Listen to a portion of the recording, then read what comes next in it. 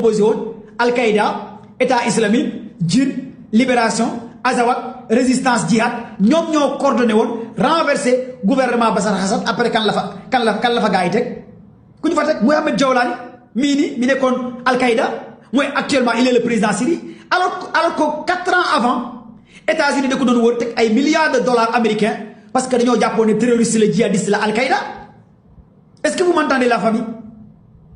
Est-ce que réellement vous m'entendez? Si vous m'entendez donner des cadeaux, des valeurs, des cœurs, je continue ci affaire parce que li ma leen bëgg expliquer ça va vous servir. On va faire réel géopolitique et géostratégie. Tapotez et partagez le live. Réel géopolitique et géostratégie. Donnez les cadeaux, les cœurs et les fleurs. Vous voyez attaquer Syrie. Même terroristes sont les mêmes terroristes. Ils attaquent Mali, ils ont attaqué aussi. Il n'y a aucun changement. Même stratégie, même les gars utilisent au Mali. Même stratégie, même pick-up, même technique, même données, même information, même alliés. Ni aussi, même tactique, même données, même information, les gars utilisent envers Mali. Mais Syrie résiste-vous? Les gars ils ont renversé en moyen de 24 heures,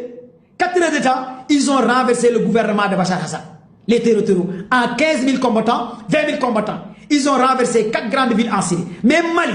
mais mention spéciale à l'armée Mali. Gars, joxale ma ay cadeau ay kër ay armée Mali ma expliquer leen lan la armée Mali def ci attaque bi. Je vais vous donner des données et des informations. Ma wax leen fan la gars yi tàmbali pour ngeen comprendre que armée Mali, mention spéciale à l'armée Mali. Et Mali ne tombera pas. Et Mali ne va jamais tomber. Ceux qui pensent que Mali va tomber, dinañ am gatché total te Mali du mësa daar. Nous sommes de tout cœur avec nos frères maliens. Et mention spéciale les Fama, les Dogons et les Dragons maliens. Ani Somaha, Somoko Bedi, Enradro, je vous adore, je vous aime les Ani Sohoma. Vous êtes la fierté de l'Afrique, armée malienne. Et Mali ne va jamais tomber encore de plus. Je vais vous expliquer un peu pour que vous compreniez. La nuit du 25 avril, ils ont ciblé 5 grandes villes Mali avec 12 000 combattants. 5 grandes villes. La gars ici ciblé Mali. Jamono Joju, l'armée Mali était en patrouille. Ils ont reçu des informations que l'armée Mali était en patrouille. La ville de Kati, l'armée Mali était en patrouille. Savare, l'armée Mali n'était pas en position, en patrouille. Gao, la mention du moitié des bastons était en patrouille. Bamako, il n'y avait pas des éléments sur beaucoup de secteurs. Mais gars, des terroristes qui ont ciblé 4 grandes villes. 4, le gars est ciblé le 25 avril. 4h30 du matin. Gao, Savare, Bamako, et Kidal. Ces 5 grandes villes étaient cibles des terroristes. 5 grandes villes étaient cibles des terroristes. Avec 12 000 combattants, avec des pick-up, avec des motards, avec des renseignements, des drones de renseignement. Il faut qu'on vous parle de la réalité du terrain. Maîtriser d'abord, c'est hyper important. Il y a des drones de surveillance, il y a des drones de guerre, mais il y a des drones de renseignement. Ces drones de renseignement, nous avons des informations. Ce sont les mêmes drones la Ukraine doit utiliser pour attaquer les Russes. Pas les Vladimir Poutine, l'Ukraine attaque au Covid. Quelle information Poutine? Résidence Vladimir Poutine, l'Ukraine attaque en pleine guerre contre la famille. Quand vous disiez que Mali a une puissance, attaquez Nenko, Bamako attaquez Nenko, Ukraine attaque Poutine. Résidence de la gars, il faut que drone. Et système de défense anti-aérienne, vous réagissez, les S-500, S-400, les S-500, S-400, ils ont réagi. L'armée ukrainienne voulait tuer Vladimir Poutine dans sa résidence avec des drones de Bayraktar. Les drones de Bayraktar sont des drones turcs. Les drones Bayraktar sont des drones turcs. La Ukraine utilise, mais les terroristes de Mali, ils ont utilisé les drones Bayraktar. La famille, avant de diminuer Mali, voilà du clash Mali, voilà du wadi Mali, de comprendre un peu. Bonne logistique, le terroriste utilisé, et nan la Mali de résister. Je vais expliquer un peu pour comprendre. D'abord, Bigay a donné des informations, nous savons que Sadio Kamara, il est le ministre de la Défense qui détient les informations et renseignements. Il a été pisté par des données. Selon le renseignement russe, c'est l'Ukraine et les Européens qui ont donné des informations terroristes. Selon le renseignement russe. Ils ont dit en premier pilier avec Toby ak ñi leen doon jaay dañu éliminer le ministre de la défense Sadio Camara parce que moo yor information yi muy benn bu ñu ko éliminer wul bu attaque bi foiré dina donner information yi kon nañ ko éliminer d'abord mais kan mooy joxe information yi mais ce sont des satellites militaires ce sont des drones de renseignement et drones d'information qui ont survolé domicile de Sadio Camara pour avoir des informations en coupe et d'écoute et d'image lii moo am ils ont lancé des drones ces drones là ont eu à survoler le domicile de Sadio Camara pour avoir ay information ndax Sadio mu ngi ci këram wala nekku ci këram ak fan la nekk ak tous ces données ak aussi civil yi jaay Tob yi jaay Sadio Camara ñi nga xamante ne aussi ils ont travaillé te Assimi Goïta wax na ko ci discours de la nation démb wax na que y a des éléments internes yu nekk biir Mali yoo xamante ne ñoo joxe image yi information te dañ leen fay xaalis bi ñu xamee loolu xam ne Sadio mu ngi ci këram te ñaari jabar la am dégg naa sax ci ñaareel bi la aaye woon gars yi ne léegi ci ñaareel bi la aaye ñaari jabar la am tey fa la nekk kon donc comme que moo yor wàllu données information nañ ko éliminer dañ ko rey en première partie ils ont ciblé Kidal beneen équipe bi dafa dem Kidal 12000 combattants yi beneen équipe bi dem Gao beneen équipe bi dem Kati beneen équipe bi ciblé aéroport international de Bamako beneen bi dem Savare mais gars yi réew boo xamante ne amoo kenn ku la jàppale ay combattants yoo xamante ne européens ñoo leen di jàppale ci information ci internet ci communication ci données ci pick-up ci drone ci surveillance ci voiture piégée tous les moyens européens ak ukrainiens ñoo leen di jàppale yow amoo loolu en moyen de 4h30 nga def attaque coordonnée 4h30 5h30 6h30 7h30 8h 5h de temps attaque affilée l'armée Mali avant 10h ils ont résisté devant les terreaux avant 10h ci suba l'armée Mali a résisté dans ces 4 grandes villes kon tu vas dire que attends Syrie moo gën a puissant Mali Syrie moo gënoon puissant Mali ils ont attaqué Syrie moins de 4 heures de temps ils ont renversé le gouvernement de Bachar Assad mais Mali moins de 4 heures de temps 5 heures de temps d'attaque les grandes villes tous les grandes artères avec l'appui des Européens avec l'appui de l'Ukrainien selon le renseignement russe mais Mali a résisté en moins de 2 heures de temps l'armée Mali a repoussé les terroristes l'armée Mali a tué plus de 1500 terroristes l'armée Mali a capturé plus de 200 terroristes l'armée Mali a fait virer plus de centaines de pick-up et des motards kon mention spéciale à l'armée Mali mention spéciale à l'armée Mali bi contourner ces 5 grandes villes gis nga li daal Mali wallaay réew Afrique yu bëree bëri bi ko gars yi defoon ngeen dégg yuuxu dina jub fu ñu ko foogee wutoon li daal Mali nii gars yi nekk di jay làmmiñ naan non Mali du nii Mali nangam ma ne réewu Afrique yu bëri ñu ngi fii di rëy làmmiñ 12000 combattants yi bu ñu nee fa woon dël kon nga xam ne Mali ay gaynde lañ ay jàmbaar lañ wallaay lésine li daal Mali am na réew yoo xamante ne terror bu ñu fa duggoon kon nga dégg yuuxu il faut que ngeen reconnaître le bravoure des Maliens l'honneur et de la patrie de ces Maliens patriotisme de ces éléments de Assimi Goïta il faut reconnaître ça encore le plus ce sont des vrais patriotes ces soldats maliens 4 grandes villes 5 grandes villes amul benn ville boo xamante ne terror yi am nañ fa bastion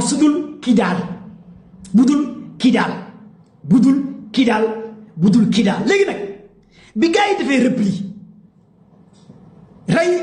Sadio Camara mais Sadio Camara honneur et la patrie blessé ñeneen ñaari généraux ak ay soldats mais jamono jooju ñaata soldats ci terror yi ici nga xamante ne alliance la ñu def te ñëpp xam nañ ñu leen jàppale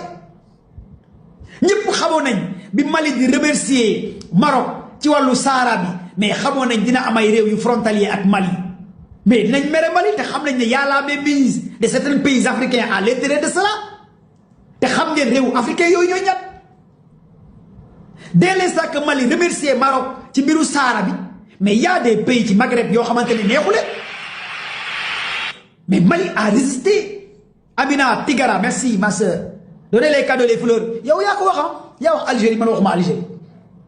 parce que xam naa li tax may wax moo tax quand je vois des gens qui attaquent naan Mali dafa war a woo waa CEDEAO ñëw jàppale ko patati patata nangam man je rêve en 2015 bi terroriste yi di jël si bu Ibrahima Boubacar Keïta 2015 bu terroriste yi di nangu Mali di nangu Gao di nangu Kidal CEDEAO ñu ngi woon Mali armée français ñu ngi woon Mali ONU ñu ngi woon Mali kon lan lay Mali di doyee CEDEAO lan lay Mali di doyee CEDEAO était à Mali en 2015 2020 ñuy nangu Mali ONU France ñëpp nekk fa tout le monde terroriste yi di rey di leen rey kon ban njëriñ la CEDEAO di dem di dimbale pour Mali. Arrêtez s'il vous plaît la famille ils n'ont rien foutu à Mali l'armée CEDEAO qu'est-ce qui nekkoon seen Mali terroriste yi France nekkoon fa ONU nekkoon fa MINUSMA nekkoon fa Baxnaan nekkoon fa teewul terroriste yaa ngi nangu Mali kon Mali lan lay doyee l'alliance cette alliance pionnée par des occidentaux cette alliance dirigée marionnette des occidentaux soyons logiques encore de plus kon donc bi attaque bi amee Mali a résisté Mali a résisté gars yi partagez les lives s'il vous plaît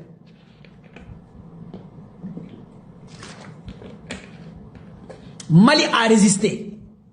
bi Mali résisté Africa Corps bi nekk ca Mali j'ai même vu des images ñu ne Africa Corps a fait un deal avec les Touaregs en matière de l'armée les soldats qui sont dans mon live mais replier c'est militaire non où sont les soldats où sont les soldats là est-ce que replier c'est pas militaire la famille est-ce que replier c'est pas militaire où sont les soldats est-ce que replier en matière de combat est-ce que replier c'est pas militaire replier du daw non attends les civils faut pas parler merci replier militaire non ñun ñëpp jaar nañu armée bu ñu la jekkoo wala ñu encercler lu ñuy wax replier ngeen dellu ginnaaw replier ngeen génne balaa ñu leen di encercler pour éviter que l'encerclement Africa Corps kii daal la ñu nekkoon bu ñu leen naree encercler Azawad na leen encercler Jim na leen encercler les Touaregs na leen encercler ca Kidal ils ont reçu des informations par le biais des services de renseignement armée Mali même gis ngeen le ministre de la défense Russie wax na ko qu'est-ce qu'il a dit il a dit que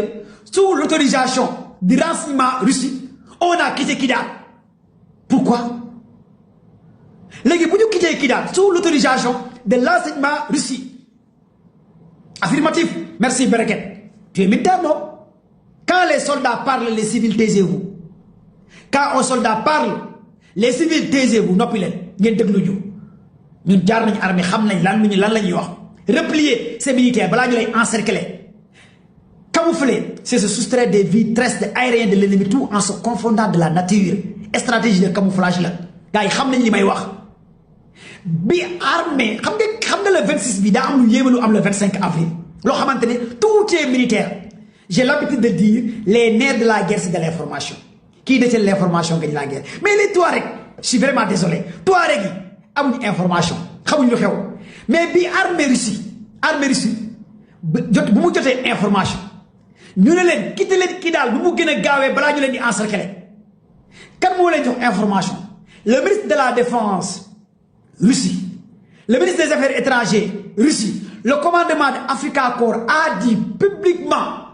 que ñoom ñoo daw génn Kidal armée Mali armée Africa Corps ñoo génn Kidal carrément parce que boobu dañoo ragal ñu encercler leen ca Kidal parce que l'alliance de Azawad de Djinn et de Touareg ils ont reçu des informations que ne Africa Corps merci soldats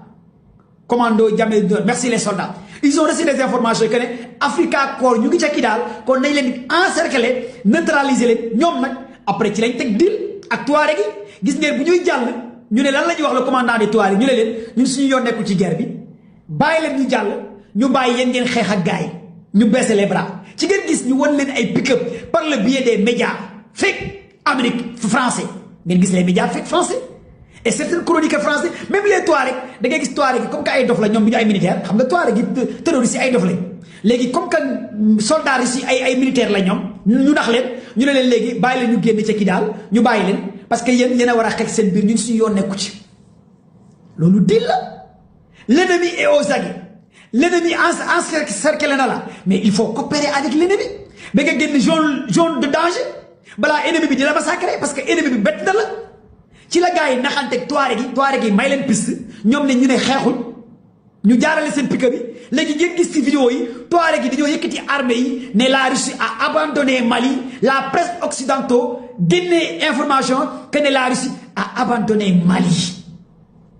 lii mooy xibaar bi ma leen di jox live en direct ngeen am ko comme données comme d'information ci ngeen gis que ne Assimi Goïta démb lan la wax maa ngi remercier partenariat Russie bi liggéey bi mu liggéey ci opération bi le 25 avril mais ku ko liggéeyul ci le 25 avril est-ce que Assimi Goïta ci discours de la nation dina remercier armée Africa Corps Assimi Goïta le président de la transition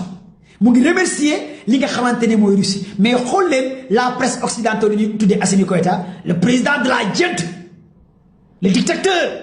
dañuy utiliser ay gros mots pour saboter regardez RFI France 24 ñu utiliser Assimi Goïta le président de la junte malien le dictateur malien mais pourquoi waxuñu le président de la transition ce qui est plus douce gën a rafet jamais nga gis les médias occidentaux dire Assimi Goïta ce qui est plus joli qui est beau de dire Assimi Goïta président de la transition mais parce que li ñu yaakaaroon dina am Mali amul Mali France yaakaaroon na Mali day daanu Mali daanuwul France dafa yaakaaroon ne Mali dina daanu le 25 avril européens yu bëri dañoo yaakaaroon ne Mali dina daanu mais Mali daanuwul ñoom ñëpp loolu lañu yaakaaroon na